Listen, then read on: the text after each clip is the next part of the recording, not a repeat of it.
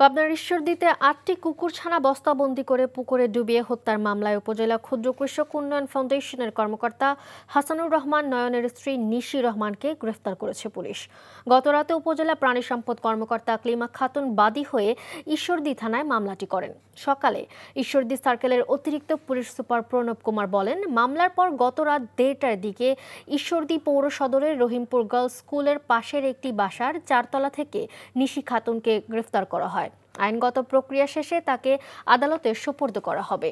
মৃত ছানাগুলো দেখে মা কুকুরটি প্রচণ্ড আর্তনাদ করতে করতে অসুস্থ হয়ে পড়ে। পরে উপজেলা প্রাণী সম্পদ বিভাগের কর্মীরা কুকুরটিকে চিকিৎসা দেন। ওনার ছেলে বলল যে আমার আম্মু ময়লা ফেলানির ব্যাগের ভিতর করে বাইরে পুকুরে ফেলাই দিচ্ছে। যে এভাবে অমানবিকভাবে এই নিরীহ বাচ্চাগুলোকে হত্যা করতে পারছে, কালকে যে সে মানুষ হত্যা করবে না এমন তো বলা যায় না। আর রাত্রেবেলা সারা রাত প্রায় কুকুরের মেন গেট এবং জানুবের বাড়ি আর যে জায়গা বাচ্চা দিছিল ওই জায়গা খালি দৌড়াদৌড়ি পারতেছে আর চিকে পারতেছে। সকালে দেখার পরে ওখানে নিয়ে যায়, আমরা তার ওখানে মাটি খুঁড়ে আমি ওখানে কবর দিয়ে আসি।